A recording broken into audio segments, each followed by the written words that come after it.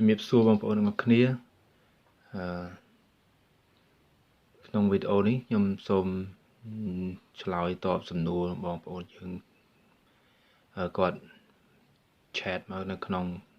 page របស់ខ្ញុំសួរថាឲ្យខ្ញុំជួយរៀបរាប់អំពីការប្រើ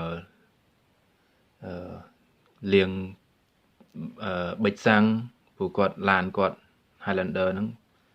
ជាងប្រាប់ថាប៊ិចសាំងកកិចហើយស្ទះអីចឹងឲ្យត្រូវការដោះលាងហើយគាត់សួរថាប្រើថ្នាំនឹងឬក៏ឲ្យជាងដោះលាងឲ្យហើយខ្ញុំជួនយោបល់គាត់ថាប្រើថ្នាំនឹងសាកមើលអស់ពី3ដបសិនទៅចាំមិនមកចាំយកទៅឲ្យជាងលាងឲ្យព្រោះទី1យកទៅឲ្យជាងលាងយើងខាតពេលយើងអត់បានធ្វើអីហ្នឹងវាខាតពេលហ្នឹងទី1ហ្នឹងខាតពេលសំខាន់ទី2យកទៅឲ្យជាងលាងត្រូវអស់លើសអាទិញនេះហើយព្រោះជាងសាពលកម្មថ្លៃជាងបាទអស់ស៊ីពេលយូរដែរទី3ទៀតទី3បើលាងទៅស្អាតមិនបាច់ដោះអីចេញអញ្ចឹងឡានយើងនៅសំណុំដែរអត់អីបាទទី4បើយើងទៅកន្លែងជាងហ្នឹងចំជាងអត់ល្អព្រោះខ្ញុំធ្លាប់មានបងប្អូន chat មកនៅក្នុង Messenger អីហ្នឹងថាមានជាងខូចចំនួនតូចឯណាគាត់ស៊ីគ្រឿងឡានអីអញ្ចឹងតែយើងយកទៅធ្វើជាងស៊ីគ្រឿងឡានយើងប្រឈមមុខនៅអាហ្នឹងអញ្ចឹងបងប្អូនប្រយ័ត្នផងមិនខ្ញុំមិនដែលជួបជាងខូចអញ្ចឹងប៉ុន្តែគាត់ឮគេប្រាប់មកអញ្ចឹងថាអញ្ចឹងទៅខ្ញុំនឹកឃើញអញ្ចឹងខ្ញុំ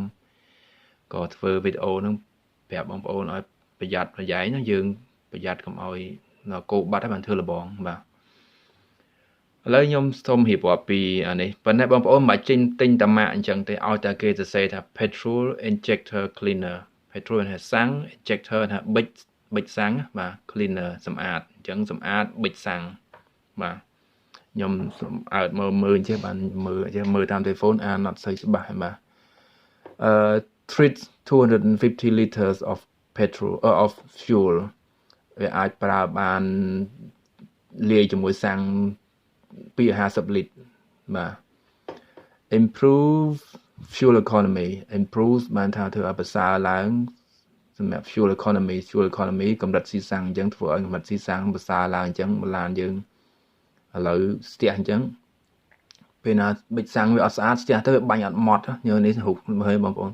ពេលណាវាបាញ់ម៉ត់លំអងសាំងហ្នឹងវាឡើងល្អិតមែនតើអញ្ចឹងវាងាយនឹងឆេះសពល្អប៉ុន្តែវាស្ទះទៅវាទៅជាដាក់ទឹកហ្នឹងព្រោះមកវាទៅជាដុំធំអញ្ចឹងវាអត់ឆេះល្អអញ្ចឹងយើងខ្ជិះខ្ជាយសាំងឆេះអត់អស់ពីលទ្ធភាពរបស់សាំងអញ្ចឹងយើងប្រើអស់លទ្ធភាពរបស់សាំងអញ្ចឹងធ្វើឲ្យយើងដុតសាំងចោលអត់អំពើអស់លុយអត់អំពើបាទ clean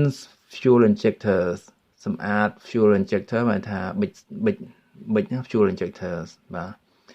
and carburetors ហើយនឹងបេនសាំងបាទបេនសាំង carburetors improve performance ធ្វើប្រសើរឡើងសម្រាប់ performance វាថាការយកការលូនរបស់ម៉ាស៊ីនណាបាទអញ្ចឹងបាទហើយនៅខាងក្រោយនេះគឺគាត់ advertise អូខេអូនេះ benefit កងវាថាអត្ថប្រយោជន៍ benefits អត្ថប្រយោជន៍ខ្លះ clean fuel injector សម្អាតប៊ិច and carburetors main in one tank full ក្នុងតែអស់តែមួយធុងសាំង clean ហើយបាទ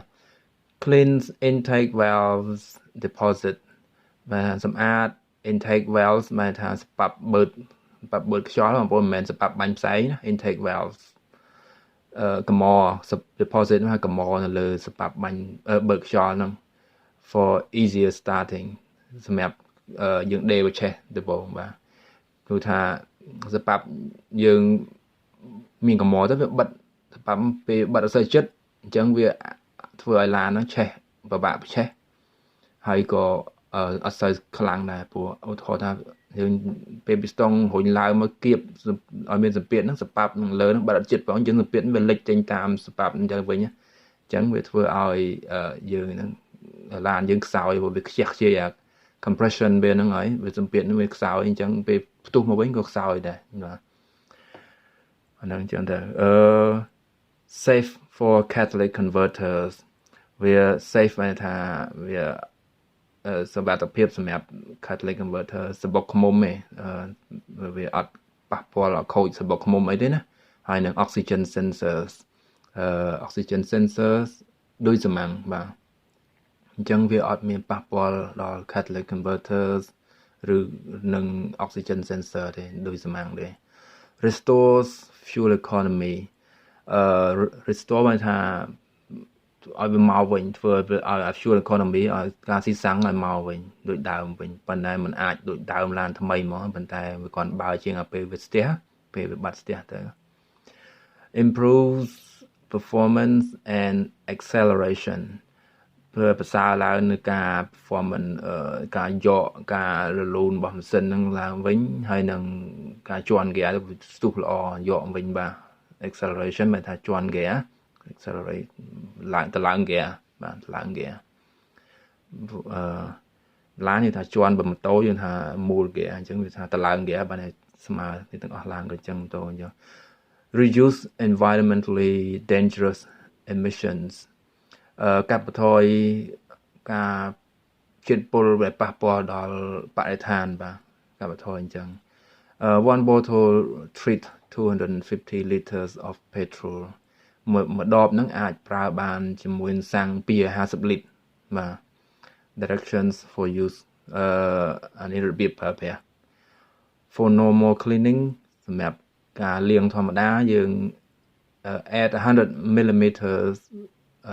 per 50 liters of fuel ចាក់100 ml ទៅក្នុង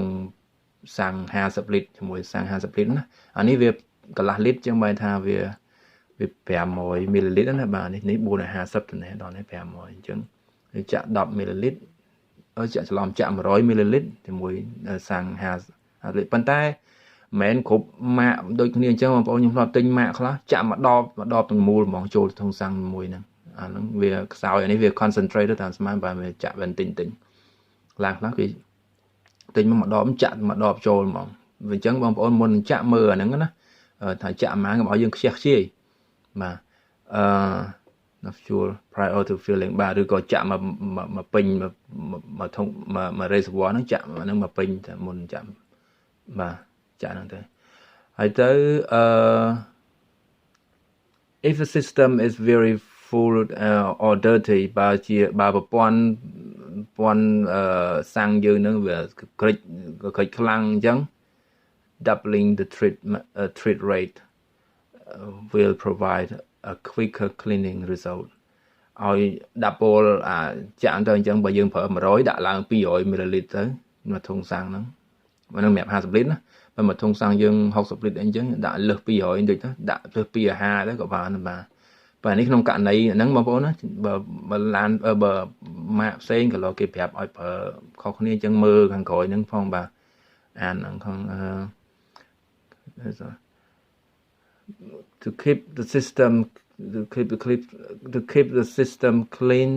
use once every 2,500 kilometers ដើម្បីឲ្យថែសារឲ្យ system នៅស្អាតល្អប្រើវារៀងរាល់2,500 គីឡូម៉ែត្រម្ដងអានេះកន្លែងគេលក់គេចង់យើងប្រើញឹកប៉ុន្តែរបស់ខ្ញុំមិនគួរប្រើញឹកនេះទេខ្ជះខ្ជាយចាំតើមើលថាយើងគិតថាវារៀងស្ទះអីចាំទិញមកខ្ញុំឲ្យចំណាយលុយបងប្អូនប៉ុន្តែបងប្អូនចង់ចាក់ញឹកញាប់ក៏ចាក់ដែរយើងស្រឡាញ់ឡានចាក់ប៉ុន្តែបើយើងអត់សូវសវោទេដូចញឹកញាប់ពេក2,500 គីឡូបានថាមកដូរប្រេងម៉ាស៊ីនម្ដងចាក់4ដងហ្នឹងអស់លុយច្រើនណាអត់កើតទេក៏បាទ note កំណត់ចំណាំ over treatment will not cause damage សុំទោសបងប្អូន over treatment មានថាយើងប្រើលើសកំណត់របស់គេចាក់លើសចំនួនថាយើងទៅចាក់100ចាក់ដល់200 300ហ្នឹងវាអត់មានបញ្ហាទេវាអត់ធ្វើឲ្យខូចអីទេកុំភ័យបាទ over treatment will not cause damage នឹងគេប្រាប់អញ្ចឹងបាទនេះ safety direction avoid contact with eyes មកនេះគេប្រាប់ឲ្យយើងកុំឲ្យដាក់ចូលភ្នែកឬក៏កុំឲ្យផឹកអីដាច់ខាតអត់ឲ្យផឹកទេបងប្អូននេះ poison បាទស poison លើនេះបាទថាពុល poison បាទ បាទឥឡូវសម្រាប់វីដេអូហ្នឹងដូចមានតែប៉ុណ្ណឹងបាទអញ្ចឹងអស់ហើយបងប្អូនចាំជួបគ្នានៅវីដេអូក្រោយទៀតណាហើយទៅបងប្អូនដែលចង់អីគេ message មកខ្ញុំស្ងាត់អាចចង់គេឃើញអីក៏អីចឹងអាចចូលមក message នៅក្នុង Facebook page របស់ខ្ញុំក៏បានណាបាទអញ្ចឹងទៅចាំខ្ញុំឆ្លើយវិញបាទមានពេលខ្ញុំឆ្លើយណាឥឡូវរយៈពេលឥឡូវនេះរវល់តិចប៉ុន្តែខ្ញុំព្យាយាមអត់តែមានពេលខ្ញុំព្យាយាមធ្វើព្រោះខ្ញុំចូលចិត្តធ្វើហើយបងប្អូនអ្នកមើលហ្នឹងគួរសមនិយាយល្អមែនតើខ្ញុំចូលចិត្តមែនតើបងប្អូនបងប្អូនគ្នានិយាយគួរសមលើកទឹកចិត្តឲ្យខ្ញុំចង់ឲ្យធ្វើចង់ឲ្យខ្ញុំ interact បាទថាចង់ឲ្យខ្ញុំនឹងនិយាយទៅវិញទៅមកបងប្អូនណាព្រោះបងប្អូនគួរសមស្ដាប់ទៅគួរចូលចិត្តទាំងអស់គ្នាយើងចូលចិត្តគេចូលចិត្តយើងវិញអញ្ចឹងវាល្អមែនទែនបាទមិនមែនគេអីទេយើងខ្មែរដូចគ្នាបាទអរគុណបងប្អូនជំរាបលាអញ្ចឹងចាំជួបគ្នានៅវីដេអូក្រោយទៀតបាទជំរាបលា